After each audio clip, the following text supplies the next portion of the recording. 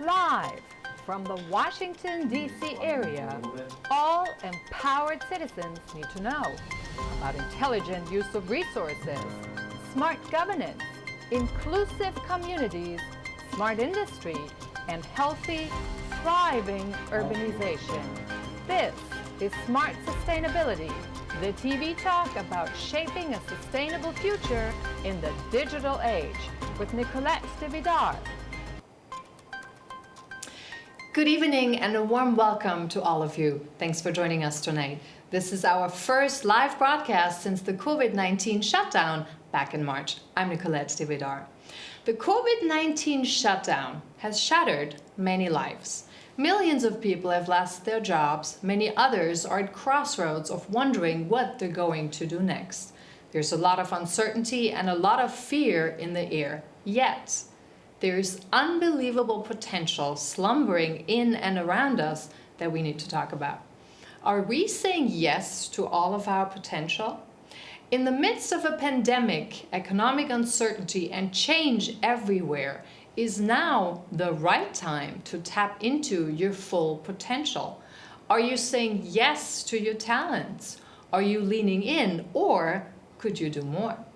This is what we're discussing tonight with two inspiring young men as guests. They founded Reckless Resurrection, an organization with a large vision and a mission to bring out the best in people and accelerate growth no matter what life stage you're at.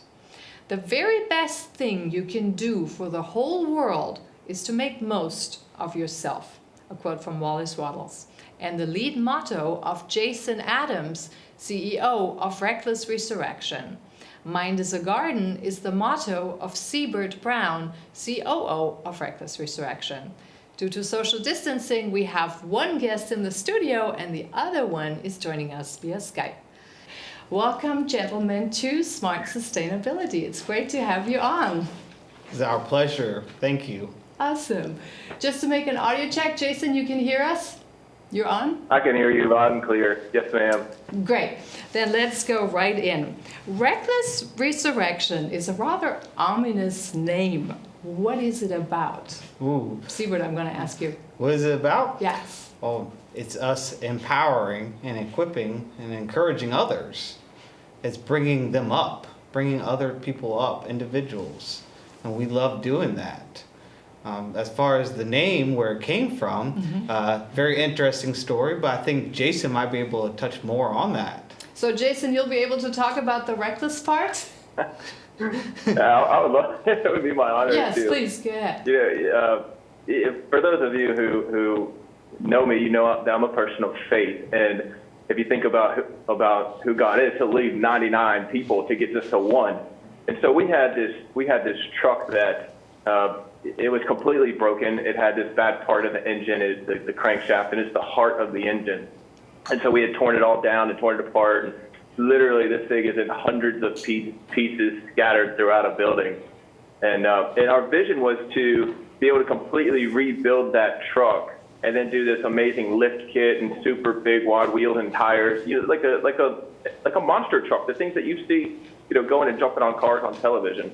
And then being able to use that to add value to people as a visual of no matter how broken somebody is or no matter what life's thrown against them, they too can have whatever life they want. It's going to start right here in your mind. So, Reckless Resurrection. Yes.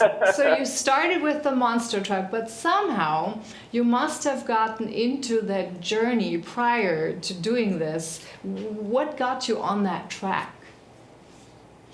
You want to take that, Seabird? Great question. Well, it was our grand overall designer, God. Got you on the track. Yes. As far as our past, we really enjoyed helping others. And for myself, I enjoyed teaching others and led to me helping.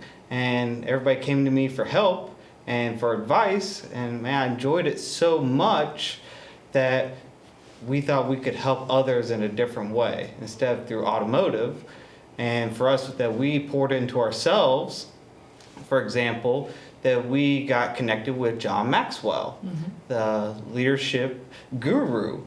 He knows everything about leadership, and for him, he's one of the best coaches and speakers on leadership. So we got plugged in with John Maxwell, and from there we also got plugged into Empowered Living. And for us, as far as fulfilling us, that we noticed that in a change in us that we really wanted to help others, that, well, everybody should deserve to have potential. Yes. So you use the idea of the disassembled truck to basically reconstruct. It's really more than reconstruction, because it is more transformational, because you put it together and then you have this full outcome, right? And actually, I took one of your quotes that I looked up on the website. So the highest responsibility of any leader is to accelerate their growth as transformational leaders. What makes a leader transformational? Jason, can you take that?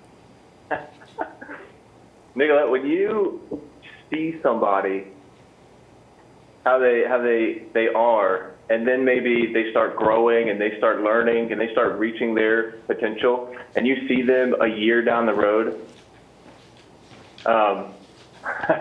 it's really, thank you, Lord, for using me to be able to help somebody else and change the trajectory of their life. I had a lady that came to us one time, and I didn't know this, Siebert knows, but we found out she was a methamphetamine user. We got her connected to a wonderful church, and it was probably 6 months, Nicolette, later we saw her, and we encouraged her to go through a group called Freedom. And at the end of that group, they have a 2-day conference, and we saw her, my wife and I, the day before the conference. Conference was that evening, so it was like the lunch of the day before, or the day of. And so we saw her, and she pulled us over in the parking lot. She said, "Hey, I just want to let you guys know how thankful I am for you, because you guys helped to change my life." And it wasn't anything that we did. It wasn't. It was just giving her something that we trusted and we knew and we believed would really add value to her and has the potential to change someone's life. And so now what does she do, right? She goes and helps other people.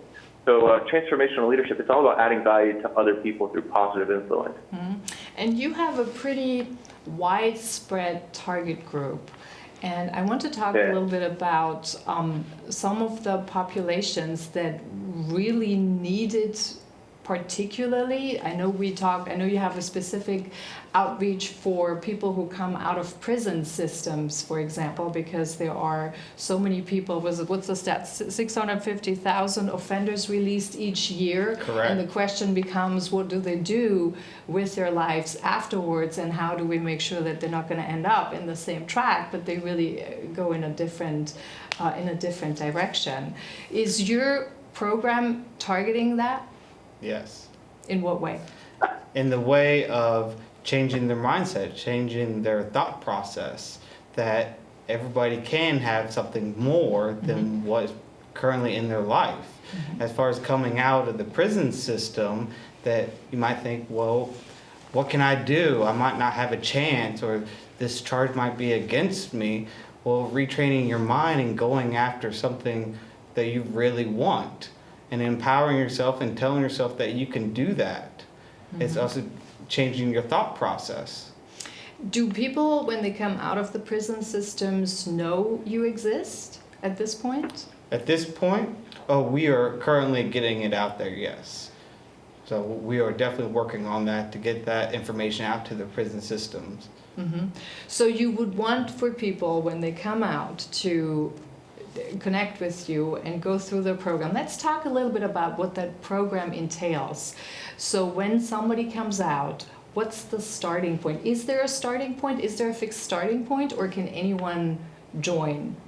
So with our program, since we are targeting the prison system, but we also want to target veterans that are coming out of the military. And those veterans might come with PTSD. And for those people coming out, they can get connected with us through our website, email us, Instagram, Facebook, Twitter. They can get connected with us, and then we can set them up through an online platform. And through the online platform, that we can give them teachings and go through these teachings and programs to help change their thought process. So when you mention an online platform, when somebody comes out of that system, for example, and they contact you, is there like an initial evaluation to find out the starting point of each person, or how do they go online and make their own selection? So in other words, is there a one-on-one contact, or is there a different evaluation system in what's the best or appropriate program or course for that person? So as far as the programs that we have chosen, that we have gone through ourselves, and chosen which ones are the best steps to go through first, and then possibly second and third to help them grow. Mm-hmm. So there is a fixed process. Correct. Can you talk a little bit about what the length of this is? So how do we imagine this? Some programs will be from 8 weeks to 12 weeks and possibly up to a year. Mm-hmm. Now, we haven't decided setting a time limit, but we want people to go through it as a timely manner, Mm-hmm. so they can retain the information best. Mm-hmm. That's fulfilling their mind with positivity. Mm-hmm. And as far as the teachings, that's what's going to teach them and fulfill them. Mm-hmm. So we talked about veterans who come out of the military, who very often find themselves also with a lot of talents, but a real difficulty in re-entering the workforce in normal jobs or in translating their skills or things like that. So that program helps them to get their bearings. Does it also help people to go and find out what it is they want to do? Yes. It does. So as far as learning their purpose and holding a vision and going after a goal. So that's what they learn. So when somebody comes out there, they get a reorientation, so to speak, in terms of tune into themselves, find out what they want, what their purpose is, and then align it with that. Now, the platform is an online platform, so there are different courses on it. We don't have much time left for the first segment, but I do want to talk quickly about this. So there's an online platform for the courses. Are there any other specific pillars that you can use? Jason? You want to jump in on this one? It's got to be quick because we're almost at the end of the segment. Well, I was just thinking about one of the programs that we have, As a Man Thinketh, and the impact that has on somebody. And maybe we can talk about that more in the next segment. I know I'm running short. Yeah, absolutely. So we're almost at the end of this first segment. Thank you so much for watching. We continue in our next segment. Don't go away. We'll talk more about what those programs look like, what impact they can have on people, and how you can actually utilize it. I felt hopeless. Because you said rude things about my work, I started to question my own voice. I know it was a joke, but it still hurt me. Because of your negative comments online, I've almost quit doing the one thing that makes me happiest in life. Because you shared something about me that was private, I felt embarrassed. Because you said hi to me on the first day of school, I felt included and I knew that I was going to be okay.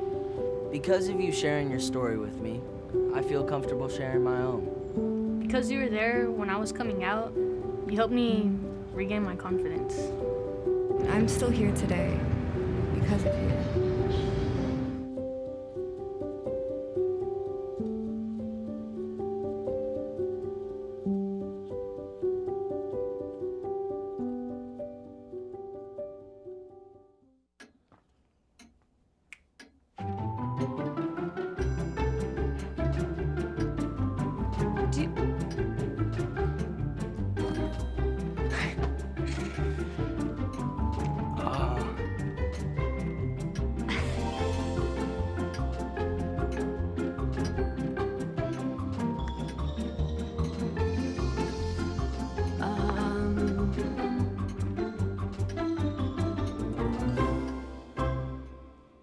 Listen, you're my friend. I noticed you haven't really been yourself recently.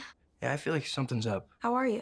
Are you okay? Is there anything you want to talk about? I just want to know how you're feeling. And listen, even if you don't know what to say, I'm here to talk. No matter what you're going through, I just want you to know I'm here.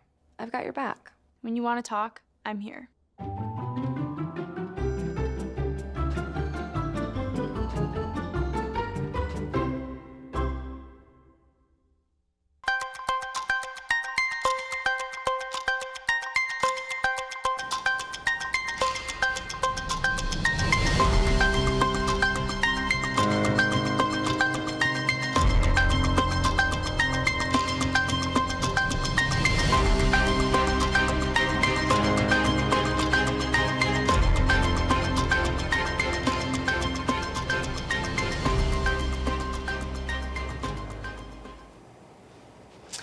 Welcome back to Smart Sustainability, to this second segment. We are talking today about human empowerment and are we going or are we saying yes to our full potential?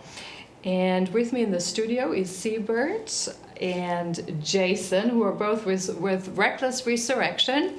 We talk more about the potential that we all have slumbering in us and which maybe now would be the time to bring it out. But before we go into that, we talked in the first segment about the audiences. So we talked more about the program is really great for people who come out of the prison system. We talked about the program also targeting veterans who come out of the military system, which are a lot of them. And we were just about talking about the impact of what that program does or what you have witnessed or observed in how it affects people. So let's go into this first and then we can talk a little bit more about the potential. So who would like to talk about the impact? Jason, you want to take the impact? What impact does the program have? Well, it'll change it'll change, whoever it is, it'll change their life. We just wrapped up a program probably about 3 weeks ago now, and one of the gentlemen, wonderful young man, wonderful man. But after we went through it, he said, Jason, I just want to thank you guys so very much. Man, I feel like I'm on fire right now. I mean, I'm doing all the right stuff. I'm being very intentional. My relationships with the kids are getting better. My relationship with the kids my wife is getting better. And so when you hear that, you see it. Everybody matters. We were talking a couple of minutes ago about who we want, right? We want groups of people that maybe other people don't want. But the truth is that we want everybody, Nicolette. Because why? Because everybody has infinite potential, and we want to bring that out of them. We want to call it out. I want to talk about the potential in a moment, but I'd like to be a little bit more specific about the impact. So when you say changes your life, give us some examples of what people do once they've gone through the program.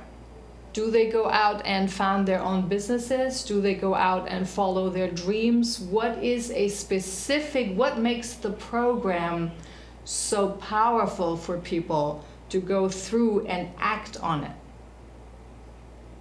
A wonderful question, because really, Nicolette, it's a turning point for somebody, and it starts in them, in the core of them, and their sanctorum, and their heart of heart. And really, we've talked about this, you and I, but that's really the foundation. That's the cornerstone of it. And anybody that knows about that impact, there's no greater impact in the entire world or the entire universe. And so what do people do with it? Well, everybody does something different. Some people go out and they chase after their dreams. Maybe it's their dream marriage. And so what happens is they go and get that and they build that, and then they start leading other people to a dream marriage, or maybe it's a business or a career that they're going after. And so they press into that and they make it a reality, right? They speak it to existence. They go act on it. And then what they do once they get it off and going and it's successful is they have a purpose in their life. Well, their purpose is to add value to other people, to tell them about the journey that they went on and the breakthroughs that they have.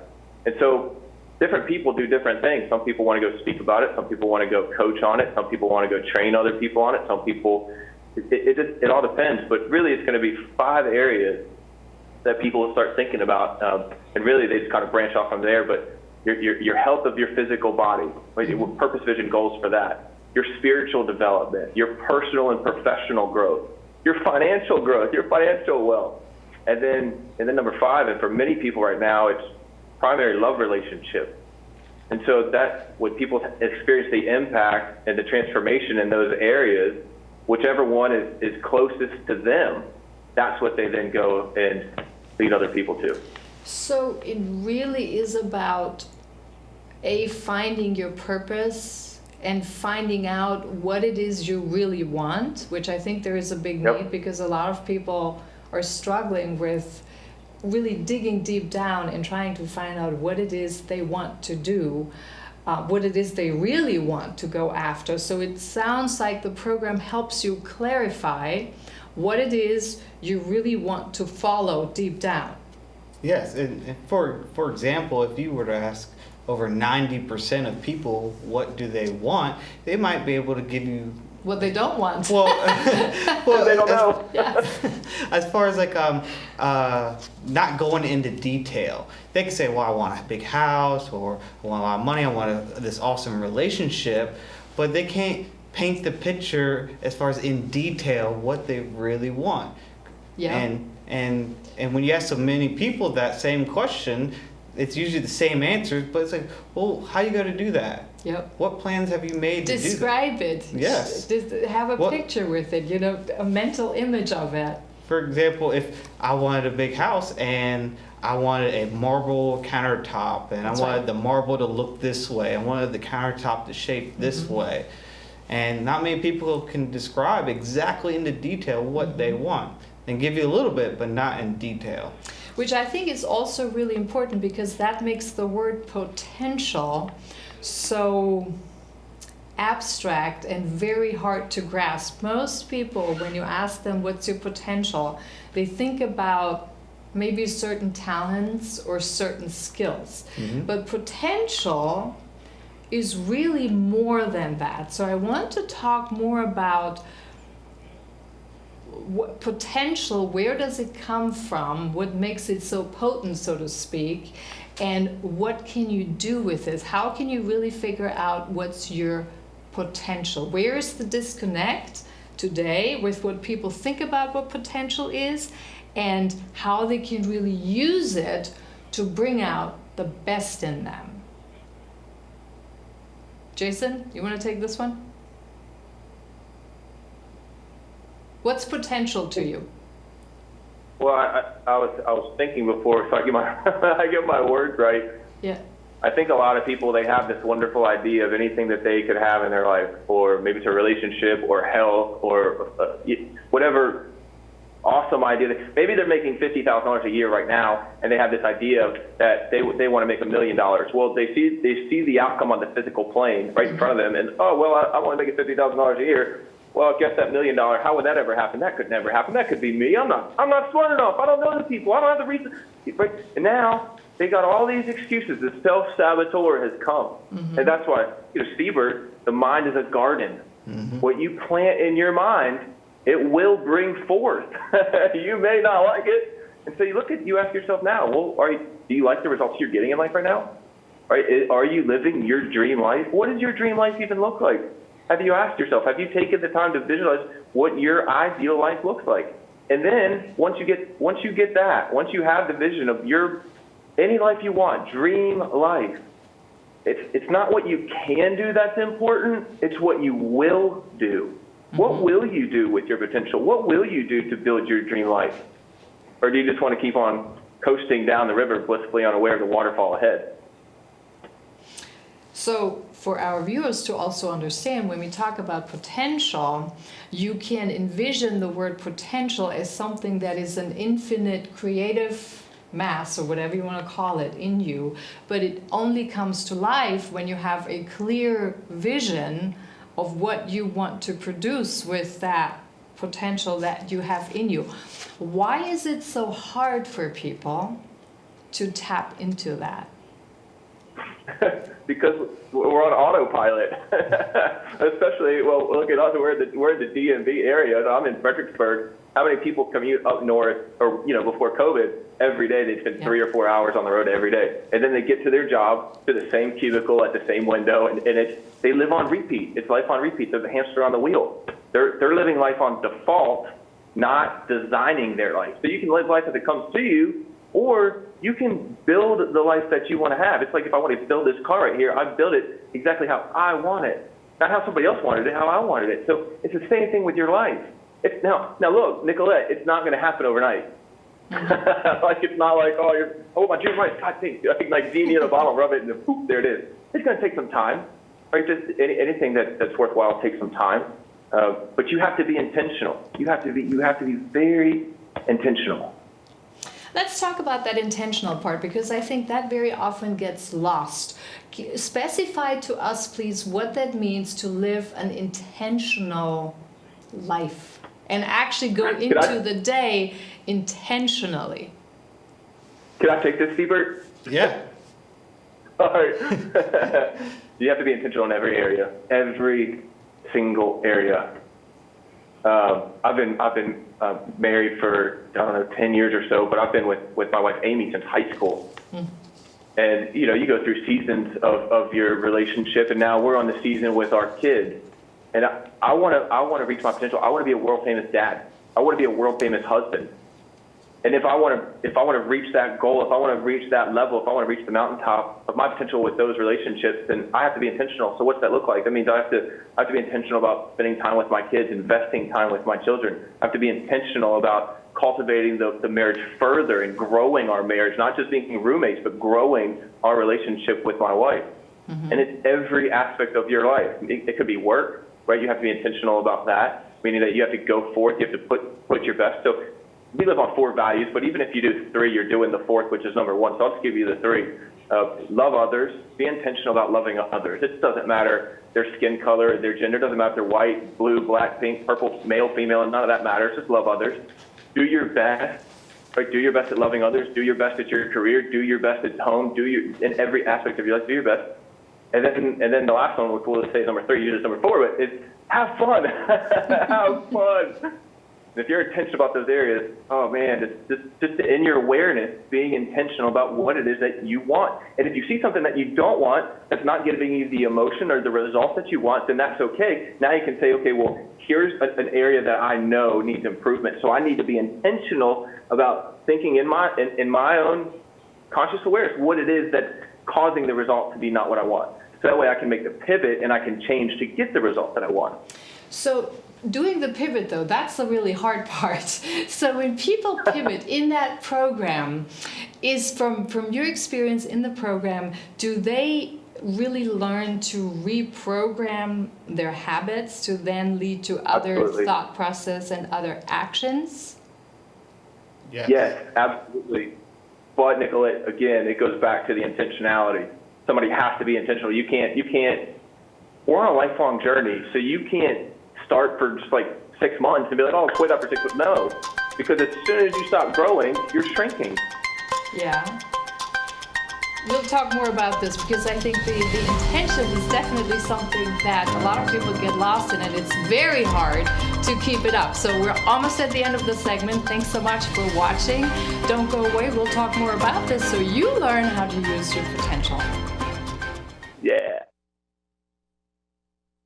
Because of you, I felt hopeless. Because you said rude things about my work, I started to question my own voice. I know it was a joke, but it still hurt me. Because of your negative comments online, I've almost quit doing the one thing that makes me happiest in life.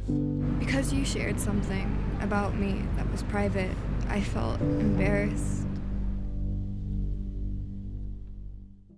Because you said hi to me on the first day of school, I felt included, and I knew that I was going to be okay. Because of you sharing your story with me, I feel comfortable sharing my own. Because you were there when I was coming out, you helped me regain my confidence. I'm still here today because of you.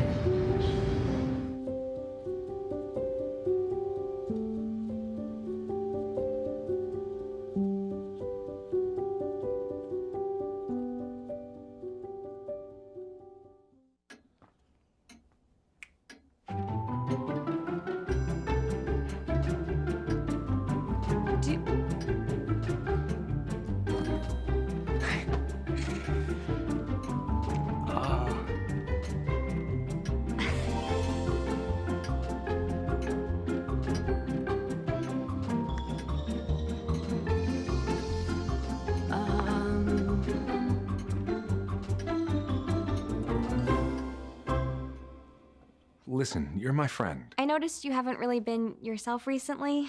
Yeah, I feel like something's up. How are you? Are you okay? Is there anything you want to talk about? I just want to know how you're feeling. And listen, even if you don't know what to say, I'm here to talk. No matter what you're going through, I just want you to know I'm here. I've got your back. When you want to talk, I'm here.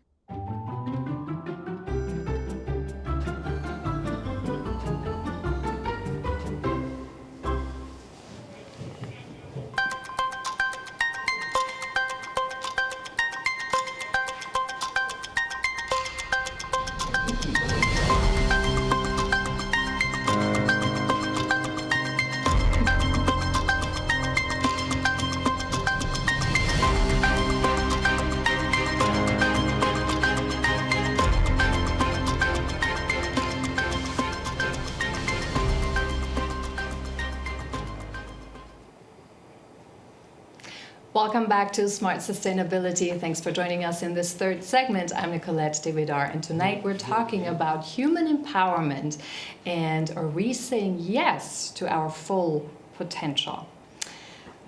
I'd like to go back for a second in what you said, how people can change their life, and it sounds so easy if you design your life, you have your dream and you put it in place. Now, some people would say, and I would say probably more the cynics among them, they would say, well, that almost sounds like a dream, but how do I know that you can make it true?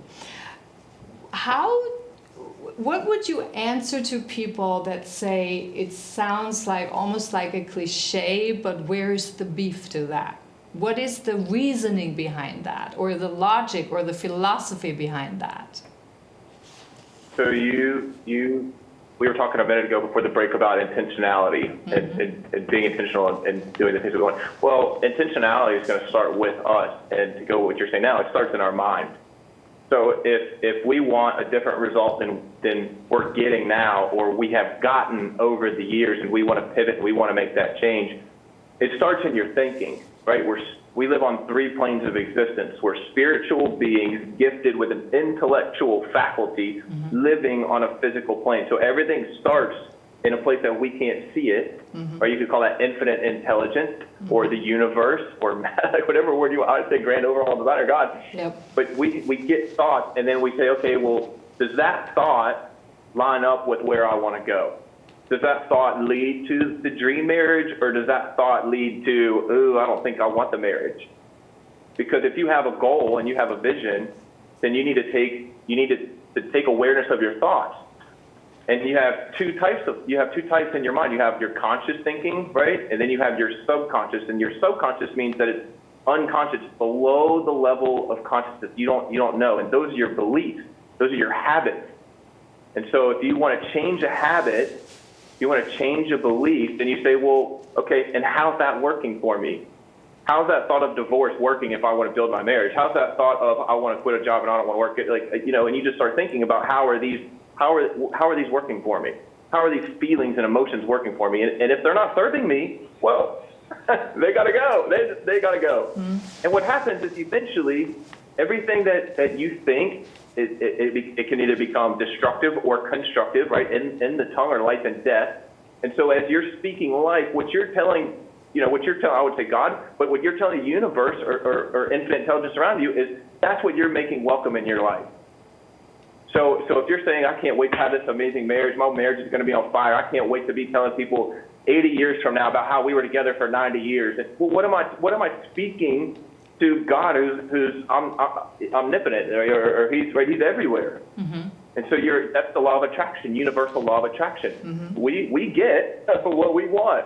So if we're like, I can't bear traffic, I hate traffic, I can't deal with commuting up and down 95. Well, what's going to happen the next day? You told God you can't deal with it, and so now you're just not dealing with it. You've consciously planted that thought, and that thought has taken a root, and now you're seeing it on the physical plane. Again, it goes back to the mind of being a garden.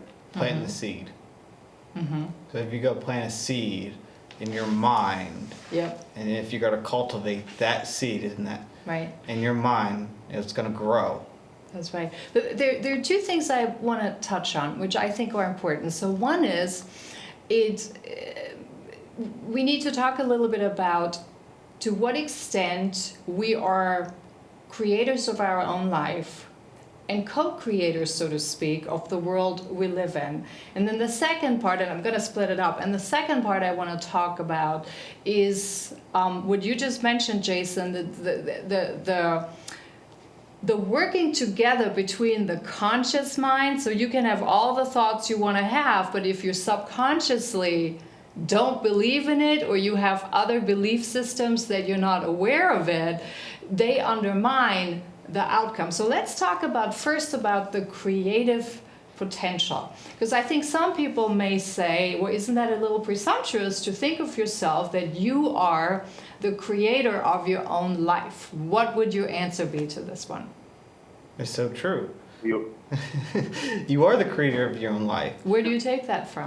So as far as your thoughts, what is the one thing you can control is your thoughts. Would you want to have negative thoughts, or you want to have positive thoughts? Would you want to think about what you can do and what you're willing to do to move forward towards your dream, to create that wonderful life for yourself? That will be changing your thought process. And it all starts with yourself. The hardest thing that you're going to face is yourself.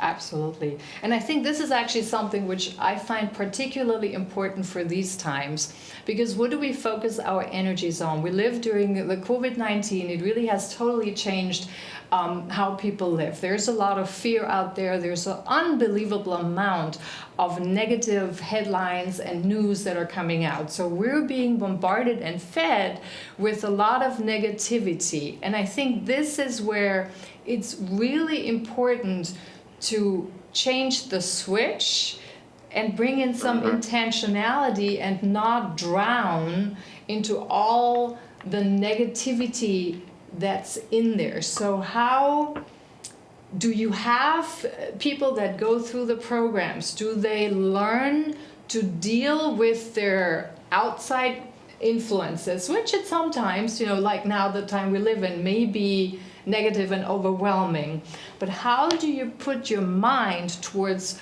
what you want to spend your energy on, what you want to focus on, and keep that focus? Do you learn that in the program?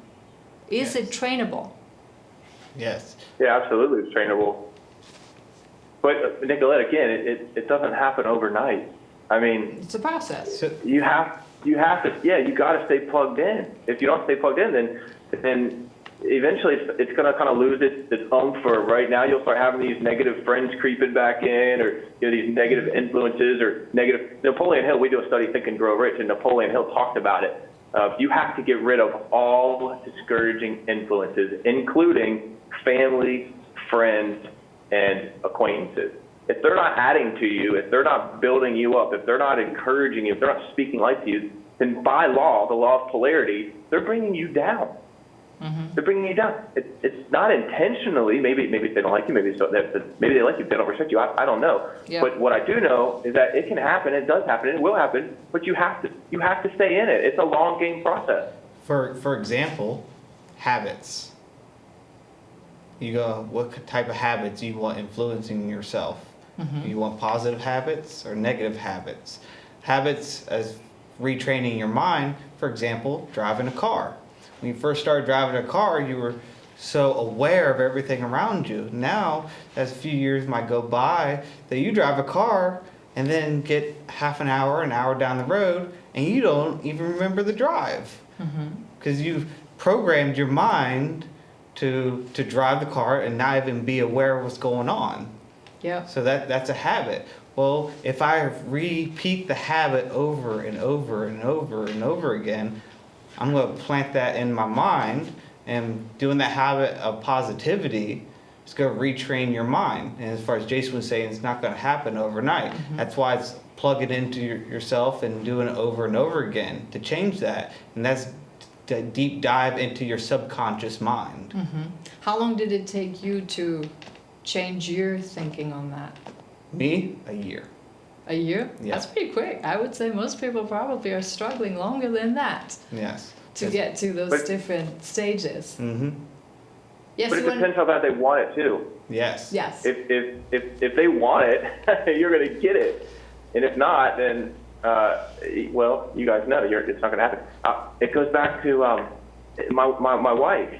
When I was in high school, I ended up getting her name one day. I didn't know who she was, but I got her name, and then her AOL Instant Messenger name. That's way back in the day. And I sent her a message, and finally came the time, I was going to ask her on a date. And she didn't say yes. I don't know why. I mean, I think I'm a great person. But she didn't say yes. And I didn't quit.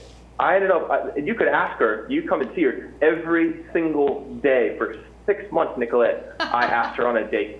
And I would hear every excuse. I mean, like 3 Fridays from now, she had to walk her dog Lady from 6 o'clock to 9 o'clock, and her curfew was 9 o'clock, so like she could have gone. I'm like, what tarnation? But I didn't quit. I didn't quit, and look what it led to. If I would have given up on the 5th month and 30th day or 29th day, what would have happened? Yeah, wouldn't have had the relationship, wouldn't have had the marriage, wouldn't have had the kids. And, right. I mean, you got to be, it's persistence. You have to be persistent. So persistence and tenacity is important, but I want to talk about something that I find also really important.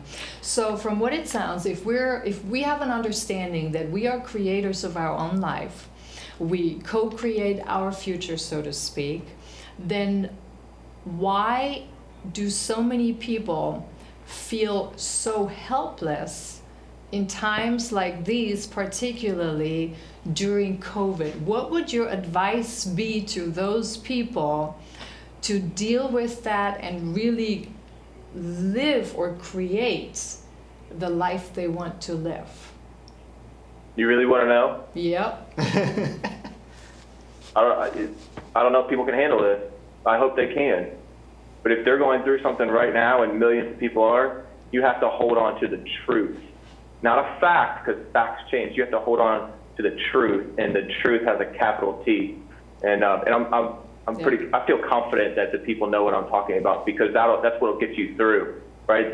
My favorite book says that there's a plan for me, and the plan it's not to hurt me, it's to give me a hope and a future, to prosper me. Yeah. My favorite book says that I can trust somebody with all of my heart and not lean on my own understanding.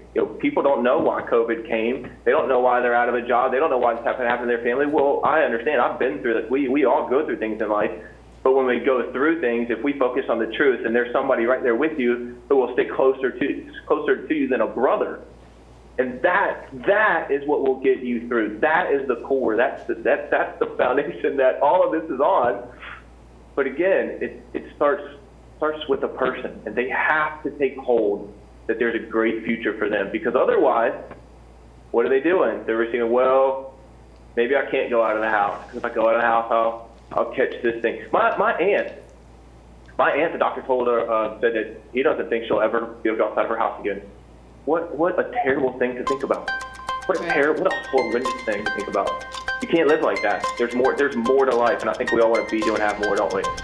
Exactly, and I think this is a very, very important topic, because we have a lot more power over our destiny and our future than very often people believe. So don't go away. We'll talk more about that when we come back.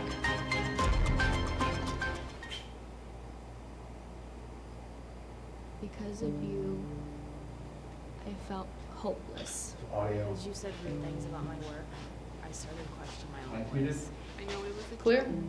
but it Okay. still hurt. Okay, so now. Because of your negative comments online, I've almost quit doing the one thing that makes me happiest in life. Because you shared something about me that was private, I felt embarrassed.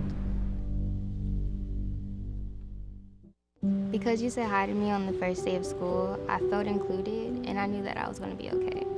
Because of you sharing your story with me, I feel comfortable sharing my own. Because you were there when I was coming out, you helped me regain my confidence. I'm still here today because of you.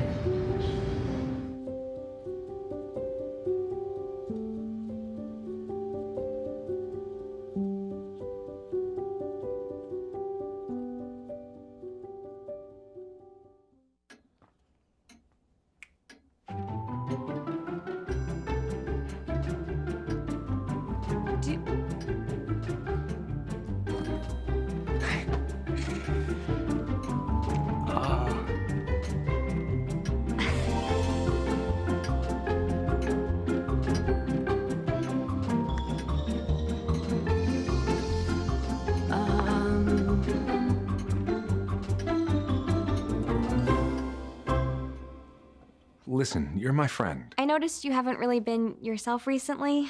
Yeah, I feel like something's up. How are you? Are you okay? Is there anything you want to talk about? I just want to know how you're feeling. And listen, even if you don't know what to say, I'm here to talk. No matter what you're going through, I just want you to know I'm here. I've got your back. When you want to talk, I'm here.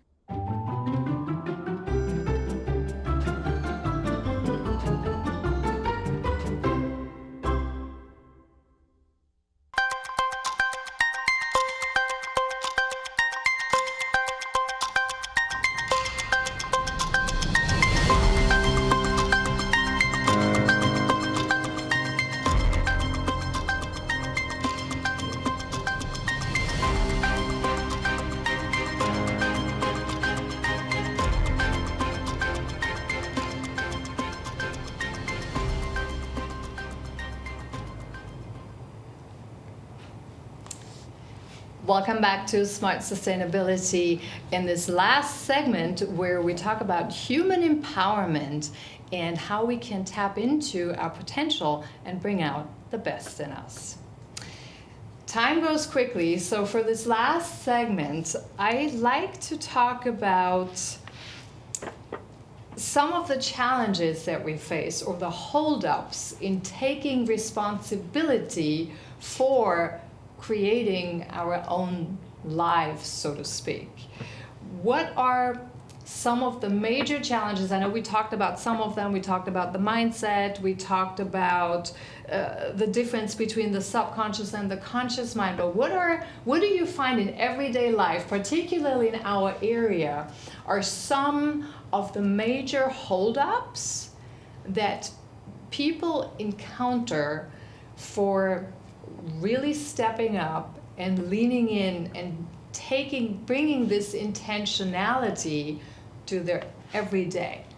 Well, Nicolette, I would say that them getting out of their comfort zone. And with a question with comfort zone, that will ask anybody and what's going on in their life and what are they doing. Mm-hmm. The big question is, how is that working for them? So when you say how is that working for them, so you mean when somebody is in there, because a lot of people, well, no, not a lot of people, some people are comfortable in where they are. Mm-hmm. If you ask them, they could probably say, yeah, I could dream of a couple of things differently, but then there's very often this negative mindset or this limiting belief system that says maybe it's not, like we've all heard it when you grow up, like life is hard, or that's wishful thinking, or things like that.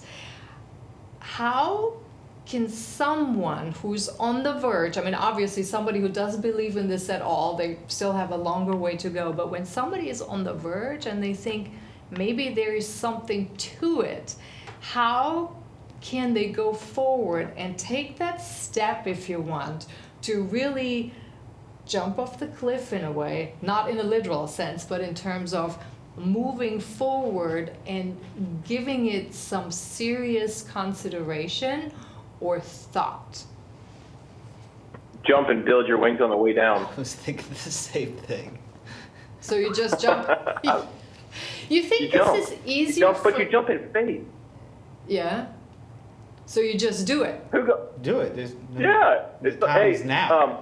Nike, just do it. Just do it. That's two young people saying that, so I'm just playing the devil's advocate here for a moment. So for younger people, do you think this is easier to just do it? It should be for everyone.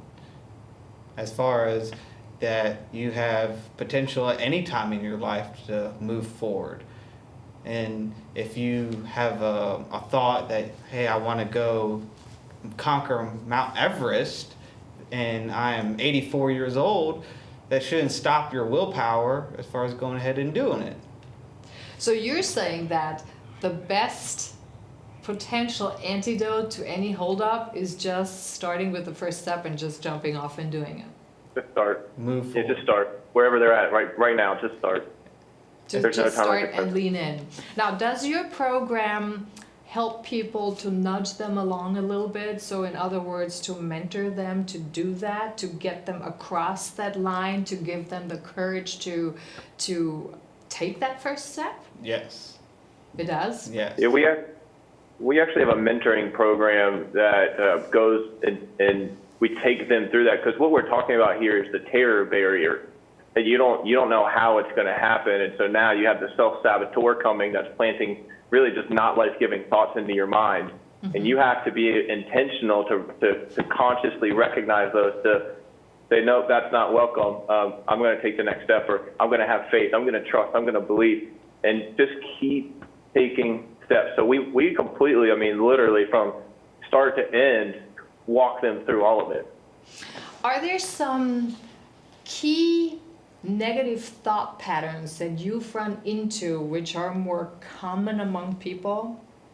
So what I'm getting to is, for example, A is that you can create your own life, you take creative responsibility for it, but I can think of some others that some people, for example, when you start with the limiting belief and you think in terms of life as as scarcity, what's available, that can be very limiting. Is this something that is a commonality among most people that set out to do that program? Fear. Fear? So a lot of people have fear. Of what? It could be multiple things as far as finances, scarcity, fear, and anxiety about doing anything. You might have anxiety as somebody that doesn't know how to swim and having the anxiety that they might drown, but instead of maybe going ahead and doing it and thinking, well, maybe I should get some help and get some training and go ahead and do it, and then I won't be fearful no more. I can have the confidence in myself. Do you think this time, particularly like with COVID-19, actually pushes some people more out of their comfort zone? So they have they're out to of their comfort move zone real forward? quick. They're not going to work anymore. They're around the people they love the most, but sometimes they're the hardest to be around 24/7. So they're definitely out of their comfort zone. But while they're out of it, that's where they have to be intentional about building what it is that they want, because they're seeing. You know, you think about it, Lowe's was busier than ever before during COVID. Just if you've been to the stores, you just see it be packed. Well, people are now at home. They want their yard to look good, and their garden to look good, and their flowers to look good. And so they're going to have to be intentional about it. But I was just thinking while Steve was talking a minute ago, just the fear of stepping out. People are just scared to try something new. It goes back to this. I'm sure many people that watch this have heard it's hard to teach an old dog new tricks. Yeah. Well, it's not hard. It's that dog has already learned. They already have a learning program. They've learned their belief system, and so that's when you think about it, people aren't responsible for the beliefs that they have. Like up to this point, they're not responsible for that. But you think about it, we got our beliefs. Like I got my beliefs from my mom and my dad, but they're also the people that taught me to believe in Santa Claus or the Easter Bunny, right? So they were doing their best. But now I need to consciously challenge those and say, okay, well, how's that serving? How's it still serving me to believe in the Easter Bunny? Is he really going to come? Maybe in an outfit or something. But here's the thing: is that you weren't responsible for acquiring your belief system. You weren't responsible for acquiring your paradigm, but it is your responsibility to change it. Yep. Let's talk about some of the key philosophies, maybe 3 or 4, that you are using or teaching in your program that really helps people to switch that thought process. Well, one I can mention is personal growth is not an automatic process. So for people to grow, they need to be intentional. And being intentional, you got to start somewhere. And as far as with our programs, people can go into a deep dive with our programs and find out what they are really looking for as far as why the scarcity, why the fear, and how can I change this in my mindset and thoughts. So it works people through that? Yes. As far as the beginning of the program, all the way to the end, that it builds you up as far as how to change your mindset. And that's being intentional, because some people might go into a program or into a study and they might get a few days into it and they want to give up. But you need to stick through it to find out the end results. Is there an accountability built in? Accountability? No, because as far as example, you can lead the horse to the water, but you can't make it drink. But if the horse is thirsty, it will drink. So if you want something, you will go after it. And that's come back to being intentional. And I think the important part is if you want something, you go after it. This is learnable, because some people, I think there is a belief system out there that thinks some people are just go-getters. They go after the things they want naturally and others don't. But from what I'm hearing is that everyone, in essence, can become a go-getter. Correct? Hey, and you don't have to do too much to go get it, Nicolette. When you think about it, you think about it, the acorn. The acorn doesn't do anything, right? You plant it in the ground, and everything it needs to grow to become this amazingly huge and strong tree comes to it. And so it's what we as a human being, right, the spiritual being gifted with the intellectual faculty living on this physical plane, it's what we put out. Are we putting out drama? Are we putting out fear? Are we putting out scarcity and anxiety and lack? Well, if we're putting that out, that's what we're welcoming back in. Mm-hmm. And so as long as we can do it, hey, look, people are doing it from home right now, so they don't have to do much, right? And so if they're intentional about learning and changing and growing themselves, then all they have to do to get what it is they want is just do a little online relations or community skill building. It's not a lot that you have to do. Yeah, and really now, not. But the hardest part is it's you. It sounds easy, but it's not. It's you. That's right. The dragon is in every one of us. Yeah. That's the one to overcome. But I think COVID-19 also, the fact that people stay at home has given all of us a tremendous opportunity to stop running from ourselves and really focus on the things that you want to have in your life, or you want to bring out and you want to live in, because it's more quiet, and quite frankly you just can't run away that much, so you have to really focus on that. We're almost at the end of time, so how can people find you? I know you have a website, and we can show that at the end of the program. And can people contact you individually? Is there an email associated with that if they want to learn more? Yes, they can contact us through the Reckless Resurrection website and through the email that is listed on the website. Do it. And that is connect@recklessresurrection.com. Yep. So, and we're going to show this. So for the last 30 seconds, one word of advice from both of you for people who are out there, what would that be in that time? Mr. Adams? One word. What would you tell them what they should do now? Other than getting Joy. out of the chair. Joy, that's my word, joy. Joy, okay. What about you? I would say growth. Okay, so we're at the end of the show. Thank you so much for watching. I hope you learned something, and we'll see you next week. Have a good night. Thank you.